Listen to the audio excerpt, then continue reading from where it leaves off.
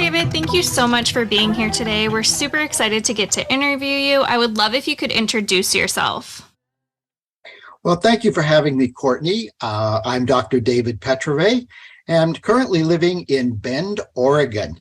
But that's not where my beginnings were. I was born in Pittsburgh, Pennsylvania, and made my trek across the country over a number of decades, ending up here in Bend a little over a year ago.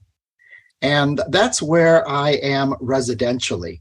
In terms of what brought me here, in terms of my own career path, I started out as a teacher. Not something that I had planned on. This was during the era of the Civil War. Civil War? Boy, that would really date me. How about the Vietnam War? Okay, we'll put a little humor in there. And what happened was, it was the Vietnam War, and there weren't a lot of options, especially for men at that time. It was either you go back to school and get a degree that will lead you into a much needed occupation, or you headed off to Vietnam to serve your country. So due to a series of situations that worked in my favor, physically, I had a bad knee that kept me out of the service and then directed me to graduate school, where I studied working with the blind. And I did that for 34 years, Courtney.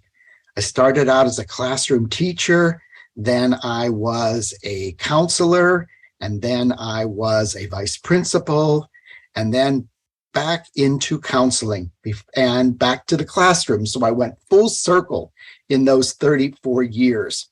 At that point, I thought, I still have enough years in me that I'm not ready to stop working yet. So I looked at what my options were. And part of what I had done during those 34 years was to work with students in high school who were blind, visually impaired. That was my area of expertise, and help them decide what they were going to do after they finished school. And I did that for 8 years. So because I enjoyed it so much, I thought, well, that seems to be a natural course of, moving forward. And so I was in 2 short stints as a career coach in nonprofit, and then said, you know what, I need to go into business for myself. And that's where I was at the end of 2008. And I've been doing it ever since. And I absolutely love it. It's amazing. What are your books about? So there were 3 books that I created. 2 of them are related. The first one that I wrote and published back in 2021 was called Life Between Jobs, Out of Work, Not Out of Worth. And it was based on a number of workshops that I had presented where the people who were attending were people in job search mode. And they were telling me about what they were experiencing psychologically between jobs. And I thought, isn't this interesting? What do I want to do with this after I did the first one? And I thought, well, I could continue to do workshops in this area, or maybe there's something else that I could do with all this information. So in validating that information from that first workshop, and by the way, it was getting to up from down, dealing with depression during your job search, I decided that I was going to look at 5 themes that ran through all of the feedback that they were giving me.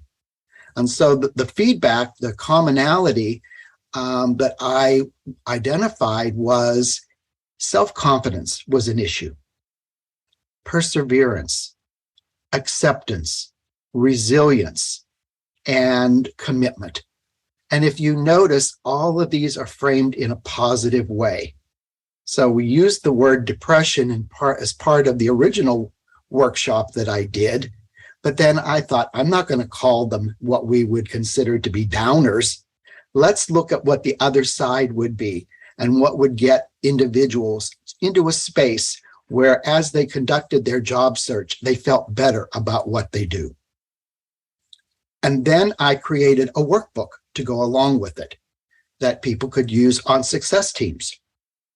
The other book that I created is actually a journal. and it's called Ponderings. And it is a series of one paragraph entries where people read them on 10 different topics. And then there is always a question at the end of it, which is, how would you handle this? How would you deal with this? How is this occurring in your life? And then they can journal that. So those are what the books are about. Amazing. What inspired you to write your books? Well, again, I had been involved in career counseling and coaching for a while. And one of my master's degrees is in counseling. And then my doctoral program, the dissertation, had to do with why people chose what they did for a living. And so working with people, again, as I worked with my clients, it was, again, these threads that I still see. Is the big one is a hit to your self-confidence when you're out of work. And so I wanted to give them a tool that they could use. And that's what inspired the book. Not just something that you read, but it has exercises in each of the sections for the reader to complete that gives them more insight that they can take with them into their job search. Amazing. When writing your books, who were you thinking of when it comes to who the book is for? Well, the book is basically aimed toward professionals because what I've learned is do what you know. So obviously, all of my training as a professional makes me cognizant of what these individuals go through. Also, when I left one of my jobs, actually, when I left my 34-year career as an educator, I thought I was going to get a job right away. I thought, here I am. I've got 2 master's degrees. I'm working on a doctorate. Oh, I'll be hired next week. Well, those weeks stretched into months and stretched into over a year without work. And so I experienced everything that I wrote about in my book. And so I thought, who better to share this with in terms of that experience than someone who's actually gone through it? And of course, it really is dealing with people who might be in their first jobs that they have, and all the way up through probably middle management, some upper management. But when it comes to executives, I don't have that experience. I have to be honest. So although they could use it, the reader himself or herself would probably be somewhere within that range of, I'm just getting started, I have lost my first job, all the way to I've been working for 40 years, I've been laid off, now what do I do? As you know, Courtney, in this country, we pretty much define who we are by what we do. And so when we lose our job, we lose our identity. So true.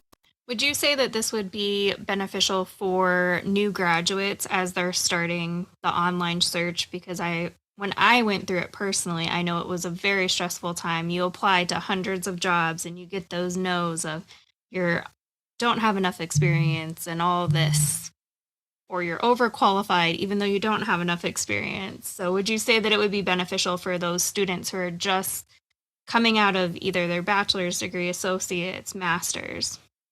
I think it might be a great book for people like that, because if you take a look at those 5 areas that I identified, it's really about walking into those interviews with self-confidence. And again, because each of the chapters has exercises that go along with it, it's how you bolster that, how you deal with rejection. And certainly, we all know that rarely are you offered the first job you ever interview for. So true, so true. I know you've touched on this, but how long have you been writing and what made you really start to sit down and write the books? Okay. This is, I think, a great story for people who are looking at their writing skills. My story about my major, I don't know if you want to call it a trauma, but one of those experiences that you never forget was when I was a freshman in college.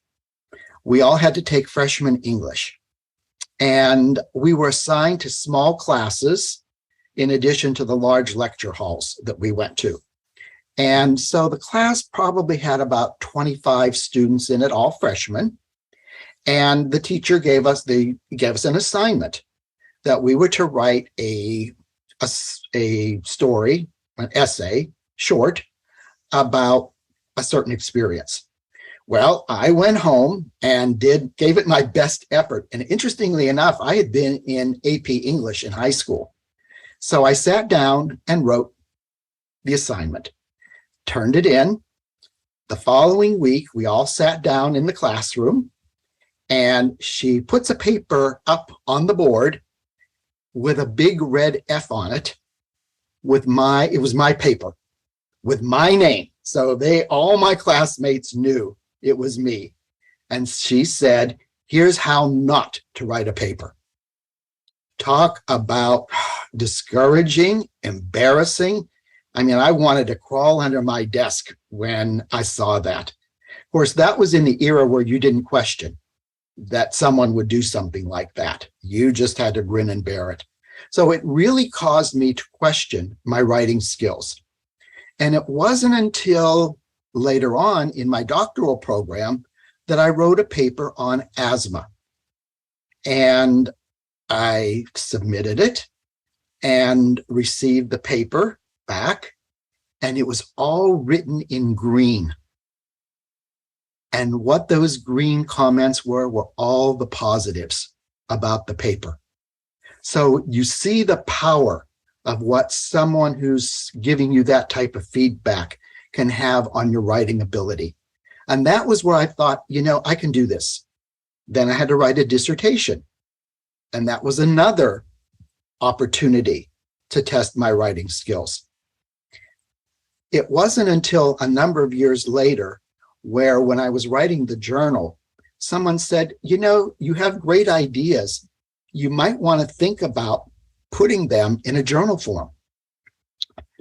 And I started with a daily blog. And I'm still doing the blog 12 years later. And what I learned from all of this, Courtney, was writing is not about writing in general. It's about finding your niche, just like anything else. My strongest niche is in short spurts of writing, several sentences to a paragraph. Now I'm having to write a book. Well, if you take a look at my book, it's nothing but a series of short sections that are tied together through a common theme, those 5 areas that I talked about. So it really made it doable. And of course, I had people who were beta readers giving me feedback, and I incorporated that into it too. So these were, yes, you might want to think about this, and you might not want to include this. So that is really what helped me to decide that I could write a book. I love that. And usually I don't chime in, but I will chime in because I'm in my master's right now. And I will say that every professor is going to grade you different. And if that's why you're discouraged to write, take everything they say with a grain of salt, because you might have another professor who reads the same paper and you get an A on it. I totally agree with you. All they're doing is giving their perspective on writing.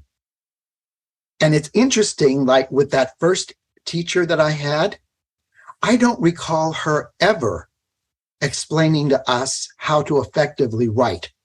All I remembered was you sat in class, she talked about something that I don't even recall, and then gave us an assignment. As a result of her first feedback to me, obviously I became gun shy. I questioned my ability to write. And what's the best way to learn to write? Write often. The more you write, the more you share with others, I think the stronger your writing skills become. Does it have to become a book?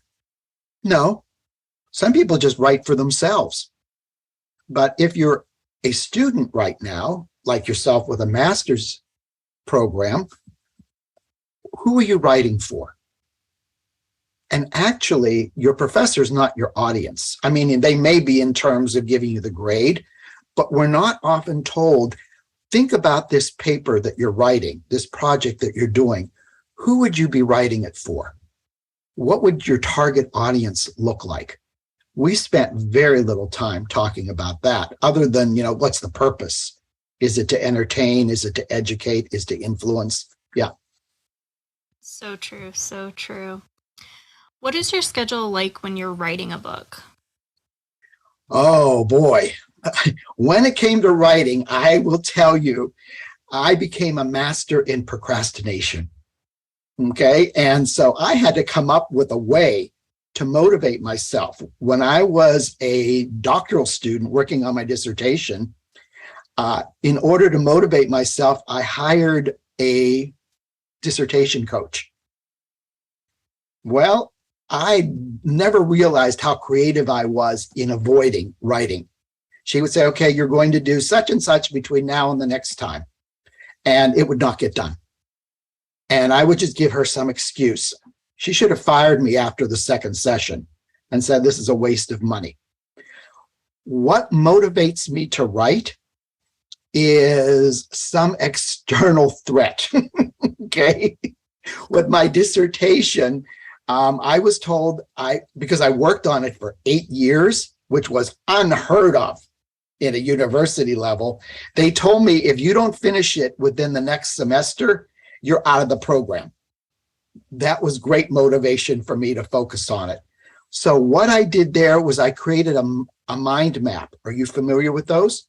I am. Yes. So I used the mind map within the center. My dissertation was completed by a certain date, and then created the spokes as to what the chapters were and how I was going to go about doing it. That motivated me to have a focus. When it came to my actual books, again, I ran into that. I don't want to do this. It was like with a petulant child who just would say, no, don't make me do this. I'll show you that you can't make me do this. What I did was, rather than say, I'm going to get up every day at 6 o'clock and write for an hour, that works for some people. It didn't work for me. I found that I could work anytime during the day if I had a goal. And my goal was to write, I think it was either 200 or 300 words in a sitting. And I thought, I can do that. And what I would do is at the end of that period of time, in terms of that verbiage, I stopped. Even if I wanted to write more, I forced myself to stop. Because if I had a great idea that I wanted to continue with, I'd say, you can start with that the next day. And that's what I would do. And so it's what got me through it. And I don't know if there's one magic formula for how a writer gets through a book. It's just whatever works for you and gets you to that written product. Amazing. What do you need in your writing space to help you stay focused? I need quiet.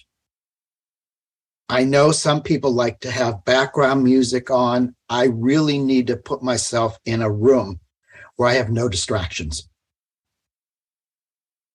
And that helps me to stay focused. And in some cases, it means I have to limit like the visuals around me so that they don't distract me.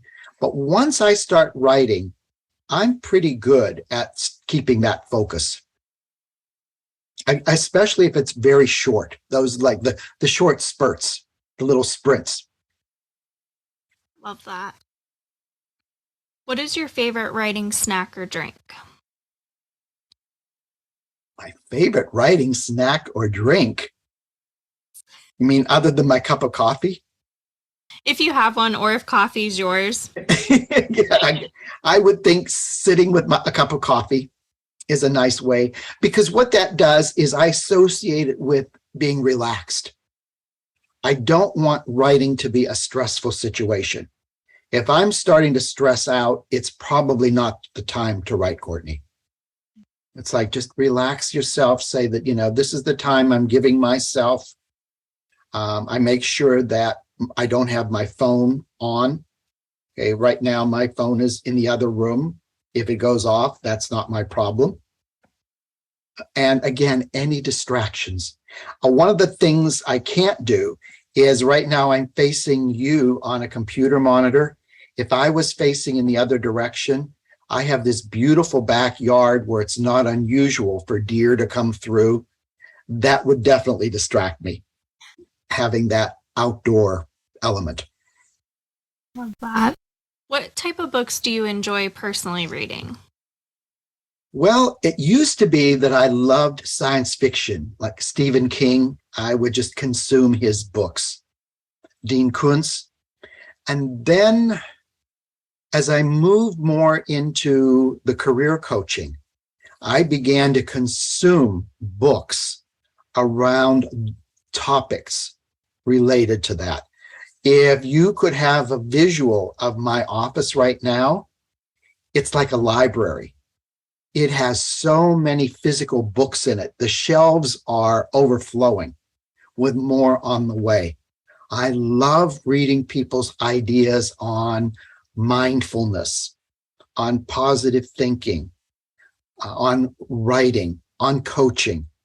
All of those areas are of interest to me. Anything that is about personal development. And that also means skill development. I have many books about how to become a more effective writer, or how to become a more effective speaker or an effective coach, because those are the three lanes that I tend to travel in. Love that. Are there any books or authors that inspired you to become a writer? Do you notice that there's a period of silence here? Because I can't. First of all, when it came to fiction, okay, the Dean Koontzes and Stephen King's, those types of books, I always say to people, I'm just in awe of, for instance, how they create dialogue, or they do all of this detail that allows you to recreate the scene in your mind. I said, if I was to write a book that is fictional, it would probably be one page. That's about it. That's just not my niche. And then when it comes to the type of books that I write, some of the authors where I tend to have more books than others might be, for instance, Jack Canfield. And I've also taken his courses. So when he writes like the Chicken Soup for the Soul books, or other books that are about personal development, the challenges that you have. In fact, I even reference him in my book. And so I think he would probably be one of the authors. In fact, I'm working with someone right now to co-author a series of books that will have a Chicken Soup for the Soul theme to them. So it will be similar topics, but different audiences that we would focus on. Amazing. What type of books did you grow up reading? Did you have an all-time favorite? I was an early reader, and I know that as a teacher who worked with students on developing a love of reading, I was blessed with having a grandmother who would read aloud to us. And I still remember, and this would have been 70 years ago, she had a book about Christopher Columbus that she would read over and over and over again. And I loved that. And then I started reading, this is really dating me. There were these golden books. I don't know if you're familiar with them or not. I think so. They have the golden spines. Yeah, and they were about 20 pages long, and they were children's books with illustrations. And I remember really wanting to learn how to read using those. And then as I grew in age, some of my favorite books, I loved Hans Christian Andersen. I also loved Who was another one that I would read? Oh, 1001 Arabian Nights. I just loved that book. Again, they were shorter stories, and I enjoyed that. The ones that we were forced to read in high school, as it was called the Summer Enrichment Program. And we had to spend our summers reading books like War and Peace. So imagine a sophomore in high school trying to understand all of the nuances of war and peace. First of all, just keeping all those Russian names straight. And I think in a way that turned me off to reading for a while, because it was read the book, not what you got out of it, but what we're going to test you on when you're done to show that you actually read the book. So there were a few of them that I enjoyed, but not so much. So I think really reading has to be a way to feed the soul. And I think some of the books that I talked about growing up were the ones that really fed my soul. Because I was always a child who loved imagination. And so think about 1001 Arabian Nights and how imaginative that was. One of my favorites of that was Aladdin. I love the Aladdin story. Such an amazing story. On the opposite side of that, now as an adult, what are your favorite series or authors that if they have something come out, you're going to automatically buy it no matter what cover, blurb, any of that is? Well, the funny thing is, if I look on my bookshelves, I do see a number of books by Jack Canfield. And he's about the only one where I have more than one book. So I tend to buy based upon the topic rather than the author. One of the authors right now who's really big is James Clear with Atomic Habits. I don't know if you're familiar with that one. Yeah. Everyone talks about James Clear and Atomic Habits. What I like about his book is that you can live it. I mean, it is so practically based, and a lot of it is what I use with clients anyway when I do career counseling and coaching, and just people in general. What's one small step you can take? But I don't tend to have a lot of repeats on authors, even though they've written a series of books. It's not like, oh, I can't wait to get the next one. It's more like I Google a topic, okay, and find out who's written about it, what their reviews are, and that's one that I tend to order. I love that. What would you tell someone just starting out with reading again? Find out where your passion is in terms of what you want to read about. When there'll be people who say, oh, you should read this book. Well, I'll look it up. And if it doesn't feed that passion, I don't order it. I don't read it. I think that would be one way to start is read in your area of interest. Where would you like to grow? You know, as you were asking me earlier, what kinds of books did I read growing up? If that's something that you enjoyed as a child, are there adult versions of those books that you could read now that you have the adult experience? I think one of the mistakes that they make in high school is that they assign books for which students have no life experiences to compare them with. So like I said, War and Peace, those were adult situations that you were asking a 14-year-old to identify with. You know, what would motivate people to pursue certain, positions in the government, in politics? Well, at 14, I had no interest in that. If I had, maybe it would have read differently to me. So if someone was getting started, I'd say start with something small. And it's like a sampling. Like imagine that all of these books are a smorgasbord for you. think to yourself, well, this might be one I'd like to try. Taste it. If it works, great. If not, say, hey, I tried it, not my thing, so I'll try something else. What are your interests? Are you interested in sports?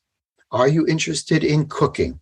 Are you interested in politics? I mean, there's something for everyone in terms of what to read.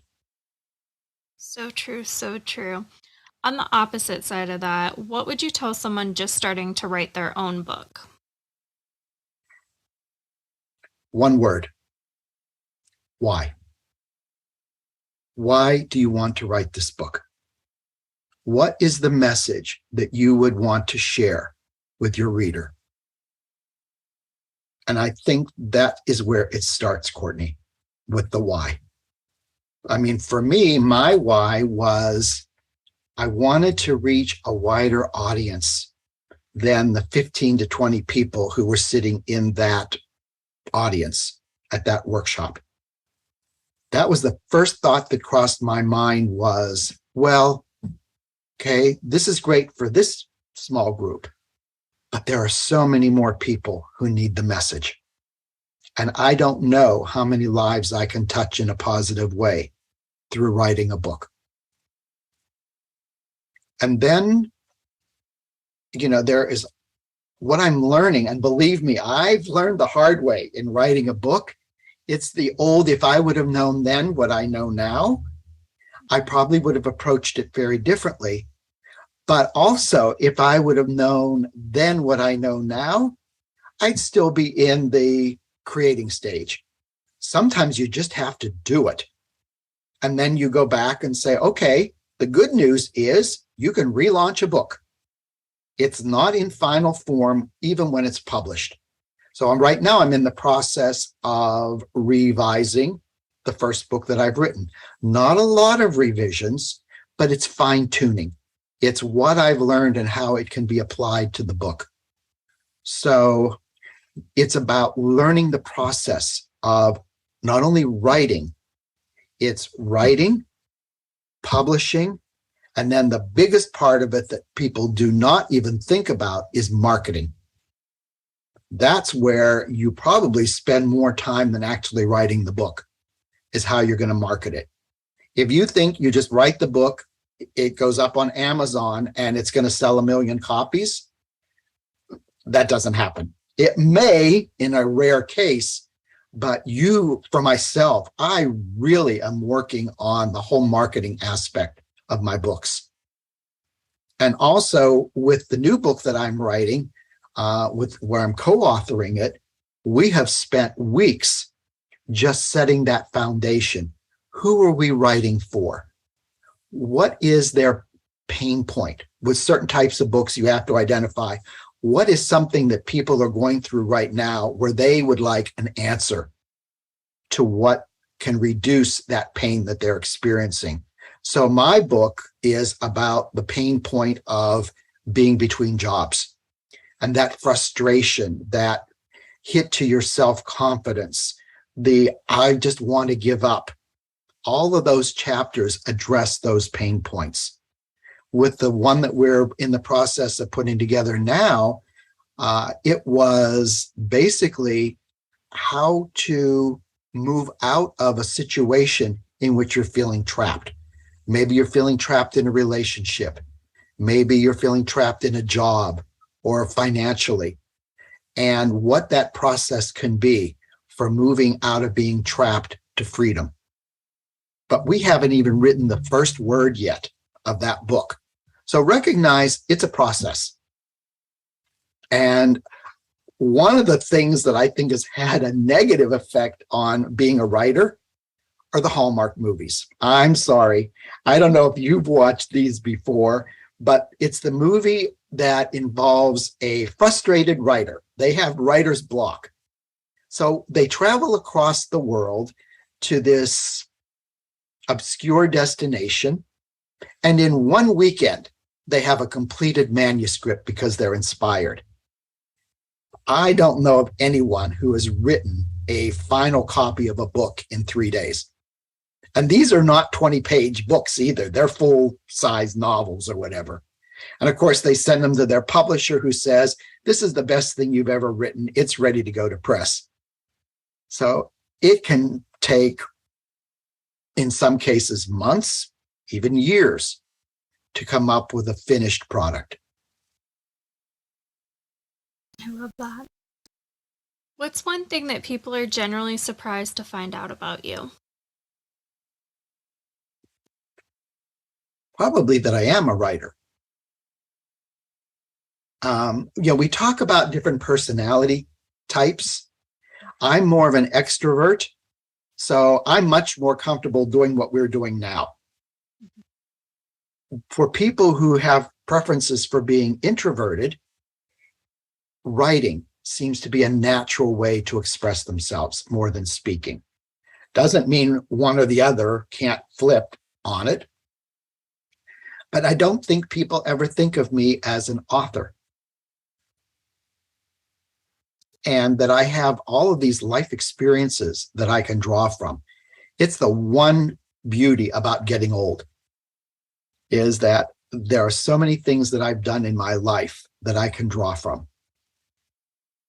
So true. So true. Is there anything you would like to say or add? Well, I think that in terms of life, live it. This morning I was writing a blog that will be published Sunday night going into Monday. And the title of the blog is If I Had What You Had. And what it referenced, Courtney, was I meet people all the time, and I share with them a little about my life, just like I have with you. And one of the things that I share with them is my travels around the world. And they say to me, after I share, that I've been to all 7 continents, in some cases more than once. And what occurred for me, and they say, oh, I wish I was you. And my response is always the same. If you were willing to go through what I did to get here. That's the part they don't know about me. That's the part that I don't share too often. In some cases I have because of the nature of the podcast that I was on. But it's really about, why do you want my life? You have one of your own. Live it. Start today with, like James Clear, what he says, take that one small step. If you want to travel the world, start with, where would be a place I'd really want to go to? And again, why? Why would I want to go there? Now, part of my why was just to be able to say that I've been to all 7 continents. So that was my goal. And someone said, what's your favorite? I don't have a favorite. They are all so different in what they had to offer. That's really what life is about, is finding out what you want and then going after it. I think the same is true, Courtney, for writing a book. It was the why.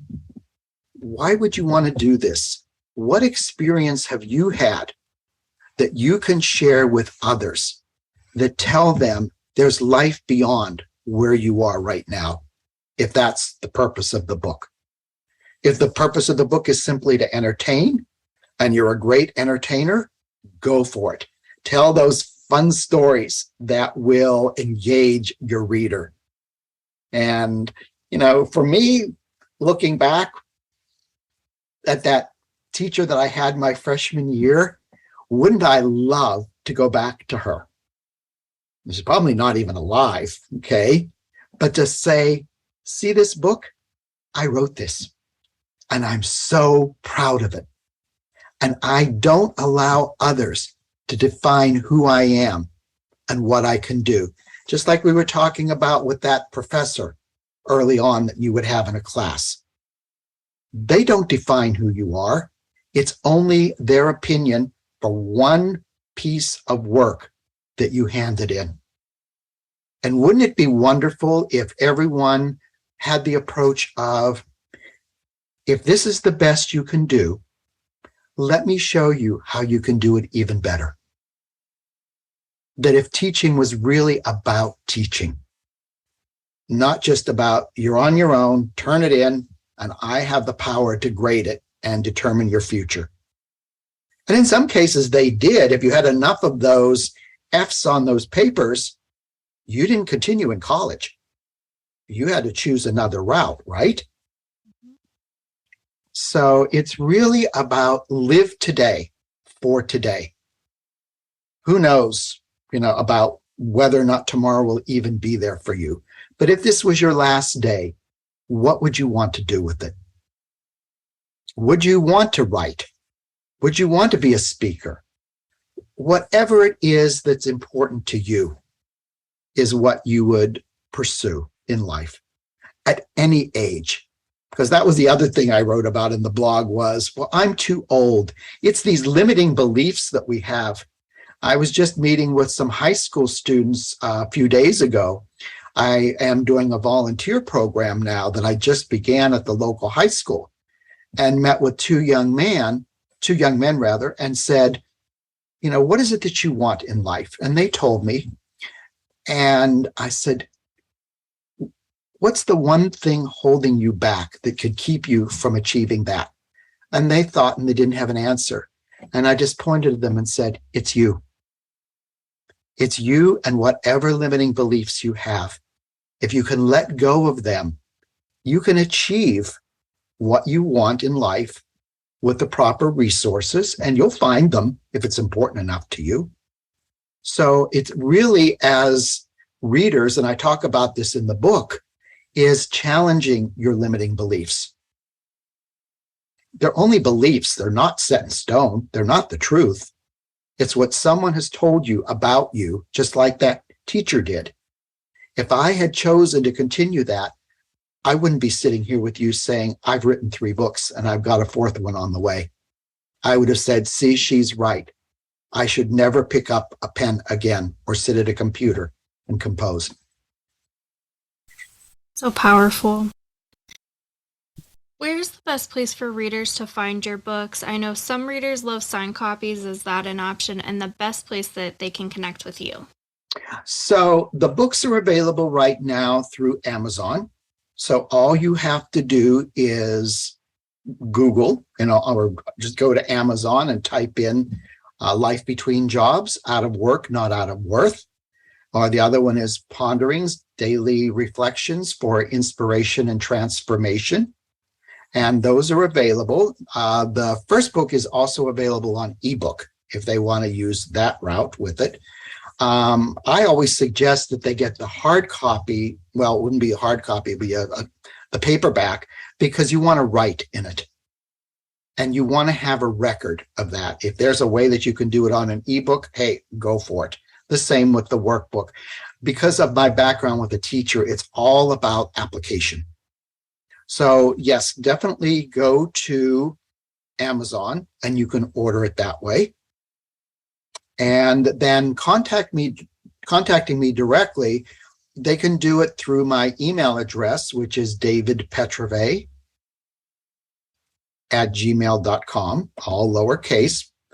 Or they can go to my website at davidpetrovaycoaching.com. And there's a link to reach me through that. And also the thing about my website is that every day you'll find a posting for the journal, as I was talking about the one that will show up on Monday. Amazing. Thank you so much for being on today. And we'll be sure to link those in the show notes so that everyone can find those. And again, thank you so much. Well, thank you, Courtney. I've really enjoyed this.